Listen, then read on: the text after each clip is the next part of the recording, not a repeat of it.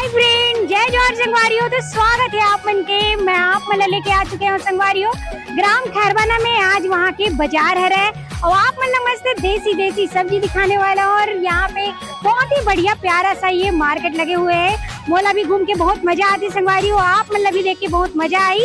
तो यहाँ के खैरवाना के बाजार कौन कौन आ चुके हैं कमेंट में जरूर बताओ। तो आओ चलो आप मतलब मैं पूरा दिखाने वाला हूँ। जैसे कि आप मन देख सकते हो सामने में है कपड़ा के प्यारा सा दुकान और वही बगल में आप मन देख सकते हो सब्जी की दुकान।